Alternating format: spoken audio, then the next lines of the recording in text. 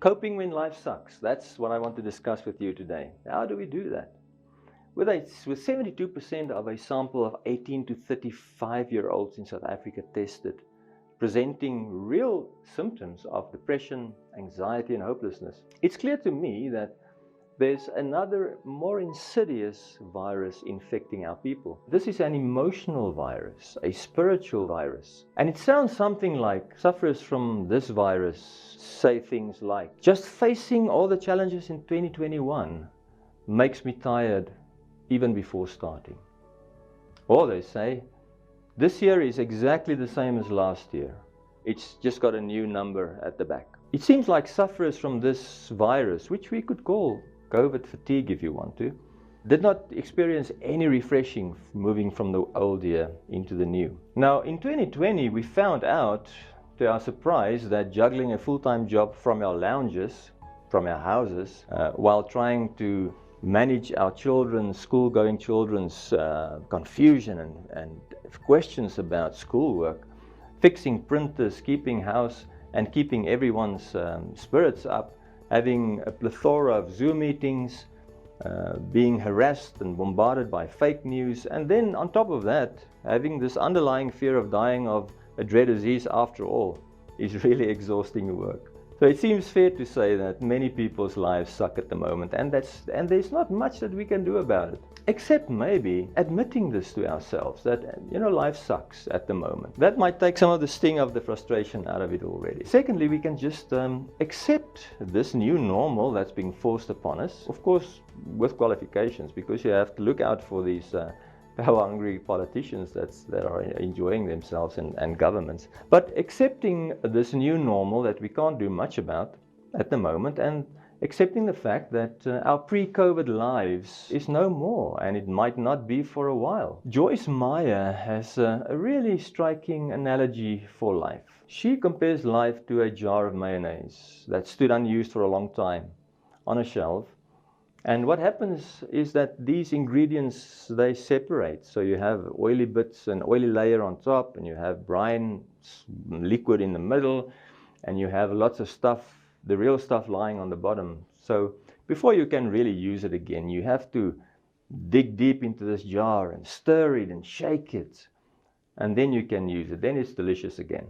It seems to me that this emotional COVID virus or COVID fatigue, we allow this thing to dictate to us that we only eat from the top layers, the unpalatable, distasteful layers of our life jars.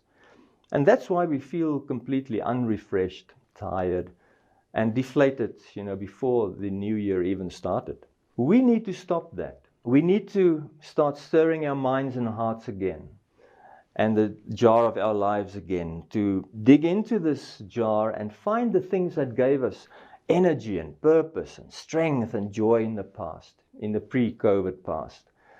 We will have to do that. We'll have to get clarity of mind as well, because that's the window through which we see our world. So it implies to me that we seek again, that we dig deep into our lives, that we make the decision not to be dictated by this virus anymore, not to be dominated by and distracted by all the harassing forces that swirls around this whole COVID pandemic, which causes this emotional infection in our hearts and our minds. So we need to get clarity of mind and heart. We need to make the decision to have joy again in life, to enjoy life again. If you have never made that decision, do it and share it with your family.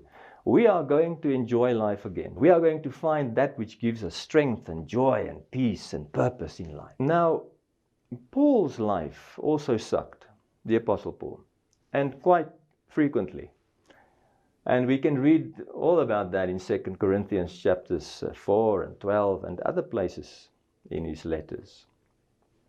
And he describes how he was often tormented by inner doubts and fears, and getting mugged and beaten and stoned and shipwrecked and going naked and hungry, not sleeping and betrayed and all that. Yet he persevered. He kept in the midst of the storm, which was his life very frequently, he kept clarity of mind, of purpose, and of motivation. And we read about that especially in Philippians chapter 3, verses 13 and 14, where he says that keeping his eyes on Jesus, his true source of life, forgetting which is behind, and stretching out forward, straining forward towards the high goal to which God has called him. That kept him sane. Just wanting to do that every day caused him to stand up, having motivation, and go on and face whatever circumstances came his way that day. And like Ephesians 5:16 says, just further on his letter, he says, making the most of every opportunity because the days are evil. And we see that these COVID days are really evil. So, what do I wish for myself and for you in 2021?